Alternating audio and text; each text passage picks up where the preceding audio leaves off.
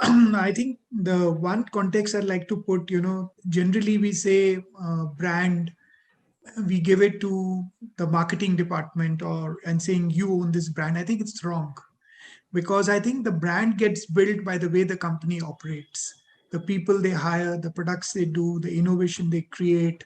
Um, and I think, honestly, if you ask me, there should be less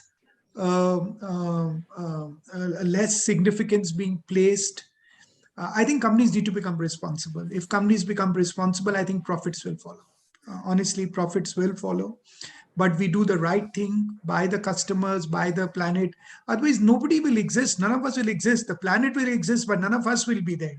There'll be some other people, some other species will exist here, because we will not be able to exist on this planet. So I think it is a responsibility of corporates. And the problem with these big tech is they are unregulated today. You've seen it in the US, they have become unmanageable, unregulated. And the issue is that's why regulations need to keep pace with companies which come up, the new startups. If you see, the question comes up, these startups are going at such high valuations. Nobody understands the valuations, right? They're all loss-making companies and the valuations are so high. And then on the other hand, if you look at the employees, they're completely unhappy. So how can it be a company getting valued so much in the stock market, or it's coming with an IPO, and employees are absolutely unhappy and they just want to quit the company, and you look at that chatter and it doesn't connect. So somewhere along the line, I think there needs to be some soul searching by companies. Come back to the table, come back to reality.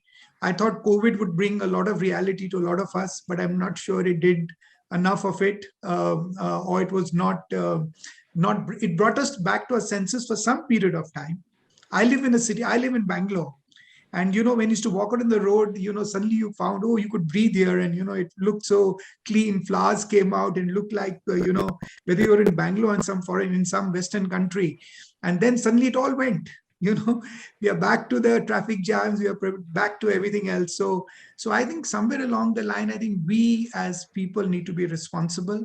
And I think we should not just say marketing head is responsible for the brand. Everybody's responsible for the brand, I would say, including the board. But the board only has oversight. It's the management which needs to run it, and it comes from how we actually live our brand. And that living of that brand, I will come back to this word because it's very close to my heart, which is higher purpose. Because if we have a higher purpose and we truly believe in it, you see, it's not on our screensavers, it's not out there in the cafeterias, but it's how we live it. And if we can live it, and if the leader can live it, he can set it down. I mean, if you look at Infosys, I mean, a standing example, when there was nothing known as corporate governance, right? They stood by it and they took some decisions. I know because I've been hearing some of those stories, of what decisions they took in very tough times. And they stood by it.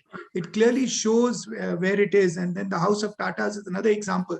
Raymond, if you're talking about, I think the House of Tatas would be another group which we would look at, people who actually live their brand and the brand promise and other things which come out of it. So I think these are some great examples from India which have come out and which the world can learn from.